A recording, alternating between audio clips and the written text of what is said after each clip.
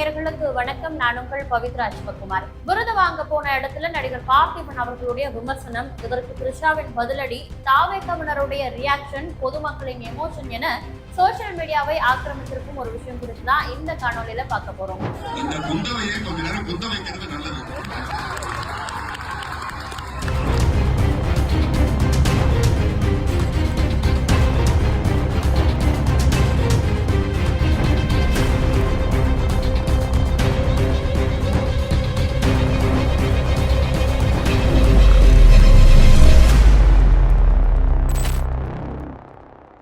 நடிகர் பார்த்திபன் குறித்து சொல்லணும் அப்படின்னா, தமிழ் சினிமாவுல புது புது முயற்சிகளை கையாண்டு அதற்கான சிறந்த பாராட்டுகளை பெறக்கூடியவர். அழகு தமிழ் நடையில ஒரு எளிய முறையில ரைமிங்கா பேசக்கூடிய ஒரு சிறந்த திறமையாளர் அப்படின்னு சொல்லலாம். அதே நேரத்துல ஒரு பிரச்சனை, ஒரு தவறு அப்படின்னும் பொழுது யாரை பற்றும் எதற்கும் கவலைப்படாம அந்த இடத்துல அந்த விஷயம் குறித்து பேசக்கூடிய பண்பும் கொண்டவர் பார்த்திபன் அவர்கள்.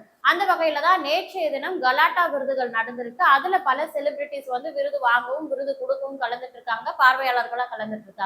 அந்த வகையில இவரை கூப்பிட்டு நிக்க வச்சு ரேபிட் ஃபயர் கேம் அங்கு விளையாடப்பட்டிருக்கு. அதுல கிட்டத்தட்ட 20 கேள்விகள் கிட்ட வைக்கப்பட்டதா சொல்லப்படுது. அந்த கேள்விகள்ல ஒவ்வொருத்தருடைய போட்டோவும் இல்ல ஒரு நிகழ்வும் அந்த திரையில வரும்பொழுது அது குறித்து இவர் மனசுல என்ன தோணுது அப்படின்றத ஒரு ஃபியூ செகண்ட்ஸ்ல அவர் வந்து உடனே சொல்ற மாதிரியான அந்த ஒரு கேம்ல நிறைய விஷயங்கள் போட்டு காண்பிக்கப்பட்டிருக்கு. அதுல ஒரு விஷயமா நடிகை த்ரிஷா அவர்களுடைய போட்டோ. அதுவும் எந்த போட்டோ அப்படின்னு பாத்தீங்கன்னா, நடிகை த்ரிஷா அவர்களும் தமிழக வெற்றி கழக தலைவர் விஜய் அவர்களும் தயாரிப்பு நிறுவனமான கல்பாத்தி குடும்பத்துல நடந்த ஒரு நிகழ்வுல பங்கேற்கும் பொழுது, அந்த திருமண நிகழ்வுல அவங்க 2 பேரும் ஒரே மாதிரியான ஆடை உடுத்தி அந்த ஃபங்க்ஷனுக்கு போயிருந்தாங்க. அந்த நிகழ்வுல அவங்க என்ன ஆடை போட்டிருந்தாங்களோ அந்த ஆடையோட இருக்க மாதிரியான த்ரிஷாவுடைய புகைப்படத்தை அந்த விருது வழங்கும் நிர்வாகம் திரையில போட்டு காட்டுறாங்க. இதை போட்டு காண்பித்த உடனே கீழே இருந்து அவ்வளவு கரகோஷங்கள், அந்த பார்வையாளர்கள் மத்தியில இருந்து குந்தவை குந்தவைன்னு சொல்லிட்டு அவ்வளவு ஒரு கரகோஷங்கள் வரவங்க அந்த வீடியோல நம்ம பார்க்க முடியுது.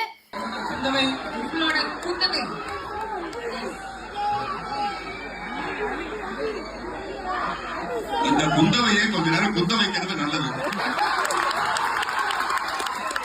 இந்த குந்தவைய வீட்டுக்குள்ளேயே குந்த வைக்கிறது கொஞ்சம் நல்லது. வெளியில வராம கொஞ்சம் நாளைக்கு அது வந்து நிறைய பிரச்சனைகள் உண்டாக்காம இருக்கிறது.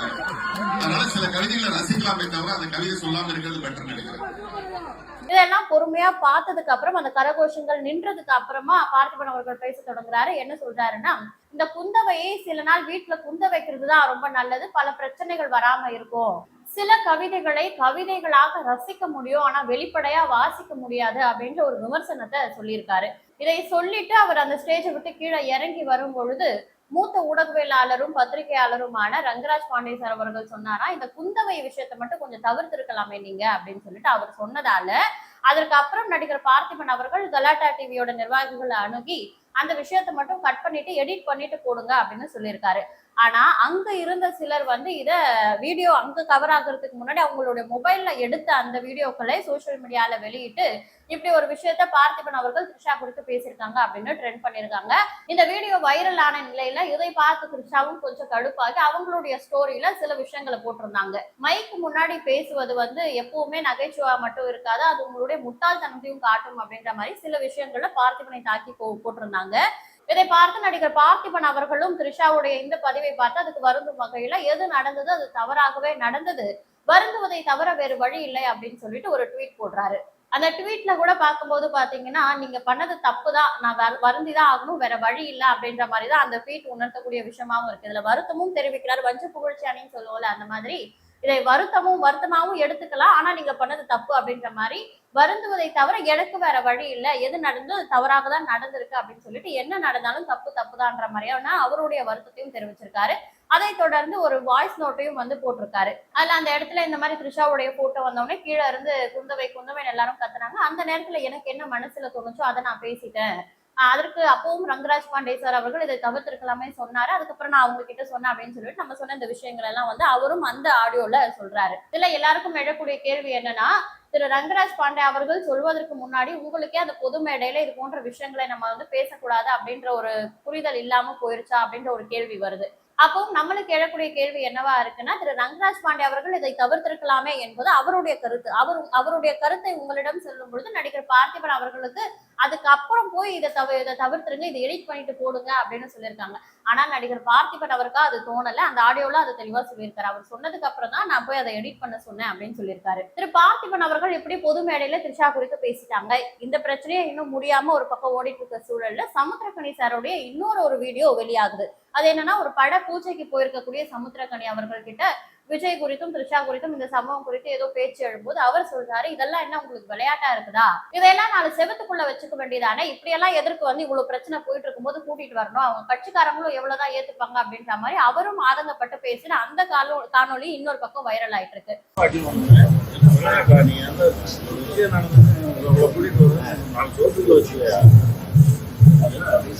யாரை பழி வாங்குறீங்க? யாரும் பழி வாங்குறது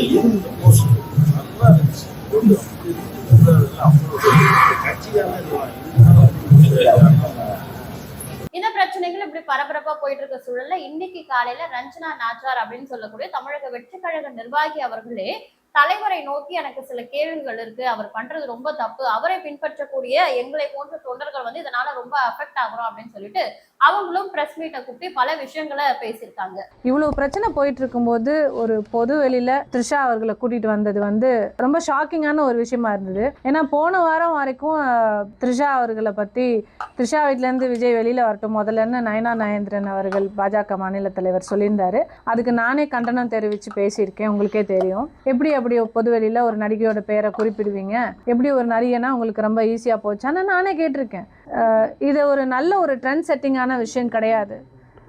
அவர் வந்து ஒரு சின்ன பையன் 18 வயசு குமரன் ஒரு ஒரு ஒரு நடிகை கூட்டிகிட்டு வந்து வர்றாரு, ட்வின்னிங் பண்ணிட்டு வர்றாரு அப்படின்னு சொன்னால் அது யாரும் சின்ன பசங்க என்னமோ பண்ணிட்டு போகிறாங்கப்பா அப்படின்ற அந்த ஒரு இதில் பார்ப்பாங்க. He is going to become a leader. நாளைக்கு ஒரு சிஎம் ஆகணுன்ற ஒரு கனவோடு இருக்காரு. மக்கள் அவ்வளோ கனவோடு இருக்காங்க அவரை சிஎம் ஆக்கணும்னு. அப்படி ஒரு எண்ணத்தில் எல்லாரும் பார்த்து உங்களுக்காக உழைச்சிக்கிட்டு இருக்காங்க அவ்வளோ பேர். நீங்கள் உள்ளே இருந்து பார்க்குற உங்களுக்கு தெரியாது உங்களுக்கு பின்னாடி எவ்வளோ பேர் எவ்வளோ உழைப்பு போட்டுட்ருக்காங்கன்னு. ஒன்றும் இல்லை, ஒரு நாளைக்கு உங்கள் ஆஃபீஸ்க்கு வந்து போகிறதுக்கே ஒரு பெண் நிர்வாகியாக எனக்கே எவ்வளோ டைம் ஆகும். இங்கேருந்து எல்லா வேலையும் முடிச்சுட்டு இங்கேருந்து போய் அங்கே போய் பார்த்து ஒரு மீட்டிங் போகணுன்னா கூட எங்களுக்கு அவ்வளோ டைம் ஆகும். கட்சியிலையோ எதுலேயும் யாரும் எதுக்கும் பே பண்ணுறது கிடையாது. உங்களுக்காக எங்கள் டைமை செலவு பண்ணி எங்கள் பணத்தை செலவு பண்ணி எல்லாரும் உங்களுக்காக அவ்வளோ ரிஸ்க் எடுத்து வந்து அவ்வளோ வேலை பார்க்குறோன்னா அதை கொஞ்சமாவது மதிக்கணும்னு நினைக்கிறேன். கரூர் விஷயத்துலேருந்து எல்லா விஷயத்துலையுமே எங்கள் அண்ணா பண்ணால் சரியாக தான் இருக்கும். இல்லை அண்ணா இப்படி அதனால தான் இதாகிடுச்சு. இப்படி ஜனநாயகன் படம் ரிலீஸு, இந்த மாதிரி அலையன்ஸ் விஷயம் எதுவாக இருந்தாலும் மக்கள் நாங்கள் நிற்கிறோம் உங்கள் கூட சப்போர்ட் பண்ணி நிற்கிறாங்க. அவ்வளோ இளைஞர்கள் பெண்கள் தலைவர் வரணும், எங்களுக்கு விஜய் வரணும், மாற்றம் வேணும்னு கேட்குறாங்க. அப்போது அந்த மாற்றம் கொடுக்குற விஜய் இப்படி ஒரு மாற்றத்தை ஏற்படுத்துவாருன்றது ஒரு ரொம்ப ஷாக்கிங்கான ஒரு விஷயமா இருக்குங்க. சும்மாவே இந்த ஊடகங்களுக்கு விஜய் த்ரிஷா நியூஸ் தவிர வேற எதுவுமே தமிழகத்தில் நடக்காதது போல இந்த விஷயங்களையே பெரிதாக காண்பித்திருக்கக்கூடிய சூழல்ல இவங்களுடைய பேச்சும் காலையில இருந்து சோசியல் மீடியாவையும் யூடியூபையும் ஆக்கிரமிச்சிருக்கு. அதுல இவங்க கேட்கக்கூடிய பல விஷயங்கள் நியாயமானதா இருக்கு. இதுல இவங்க பண்ண தவறு என்ன அப்படின்னு எனக்கு தோணுதுன்னா, உண்மையிலே இவங்க வந்து தலைவர் பண்ற விஷயங்களால தொண்டர்களும் நிர்வாகிகளும் கட்சியும் பாதிக்கப்படுது, அது மட்டும்தான் என்னுடைய நோக்கம், அதற்காக தான் நான் பேசுறேன் அப்படின்னா தலைவரை நோக்கி ஒரு அறிக்கை விட்டிருக்கலாம், இல்ல நேரடியாக சந்திப்பதற்கு அனுமதி கேட்டு சந்தித்திருக்கலாம். அவருக்கு கீழ்மட்ட நிர்வாகிகளிடம் இது போன்றெல்லாம் இங்க நடக்குது அப்படின்ற கட்சி நிலவரங்களை எடுத்து சொல்லியிருக்கலாம். ஆனா அதையெல்லாம் செய்யாம தாவேகா குறித்து அவதூறுகளை பரப்பி கொண்டிருக்கும், எதிர்வினை ஆட்சி கொண்டிருக்கும் எதிர்கட்சி சார்ந்த ஊடகங்களை எல்லாம் அழைத்து இது போன்ற விஷயங்களை முன்வைத்தது தவறா எனக்கு படுது. ஏன்னா நேரடியா ஒரு விஷயத்தை சொல்லும் பொழுதும் அந்த விஷயம் எப்படியெல்லாம் திரித்து ஊடகங்கள்ல வெளியிடப்படுது அப்படின்றத இந்த கடந்த காலங்கள்ல நம்ம நிறைய விஷயங்கள்ல பார்த்திருப்போம். அவங்கள கூப்பிட்டு ஒரு விஷயத்தை சொல்லும் பொழுது அது இன்னும் உங்களுடைய தலைமைக்கு நீங்க செய்யக்கூடிய ஏற்கனவே பல பிரச்சனைகள் போயிட்டு இருக்கும்போது இன்னும் அந்த பிரச்சனையில எரியிற நெருப்புல எண்ணெயை ஊற்றுவதை போலதான் இது இருக்கும் அப்படின்னு தோணுது. அது மட்டும் இல்லாம நடிகர் பார்த்திபன் அவர்களும் த்ரிஷாவுடைய போட்டோ அந்த இடத்துல போடும் பொழுது ஏற்கனவே இவ்வளவு பிரச்சனை போயிட்டு இருக்கனால குந்தவையை வீட்டுல உட்கார வைக்கணும் அப்படின்னு சொல்ற அவரு இவ்வளவு பிரச்சனைகளுக்கு மத்தியில இந்த போட்டோவை போட்டு இதை கான்ட்ரவர்சி ஆக்க வேண்டிய எரிய நெருப்புல எண்ணெயை ஊத்த வேண்டிய விஷயம் உங்களுக்கு தேவையா அப்படின்னு சொல்லிட்டு அந்த அவார்ட்ஸ் கொடுக்கக்கூடிய அந்த கலாட்டா நிறுவனத்தை நோக்கி கேட்டிருக்கலாமே அப்படின்னு எனக்கு தோணுது. தமிழக வெற்றி கழக தலைவர் விஜய் அவர்கள் ஒரு தப்பு செய்யறாரு அப்படின்னா அந்த தப்புக்கான தண்டனையை மக்கள் கொடுப்பாங்க. அவருடைய குடும்பத்தையே அவரால் பார்த்துக்க முடியல, நாட்டை எப்படி பார்த்துப்பாங்க அப்படின்ற கேள்விகள் மக்கள் மனசுல இருந்துச்சுன்னா உண்மையில அதற்கான பதிலடி 2026 தேர்தலில் மக்கள் கொடுப்பாங்க. இல்ல த்ரிஷா பண்றது தப்பா இருக்கு, இப்படி குடும்பத்துக்குள்ள சண்டை சச்சரவுகளை ஏற்படுத்துறாங்க அப்படின்னா த்ரிஷா படத்தை நீங்க பார்க்காதீங்க, த்ரிஷாவுக்கு ஆதரவு தெரிவிக்காதீங்க, த்ரிஷாவை வெறுத்துட்டு போங்க. ஆனா அதற்காக பொதுவெளியில இது போன்ற விமர்சனங்களை வைக்கிறது அப்படின்றது ஏற்புடையதான்னு தெரியல. இது குறித்த உங்களுடைய கருத்து என்ன அப்படின்றத கமெண்ட்ஸ்ல சொல்லுங்க. இதே போன்ற மற்றும் ஒரு தகவலோடு சந்திக்கிறேன். அதுவரை உங்களிடமிருந்து விடைபெறுவது பவித்ரா சிவகுமார்.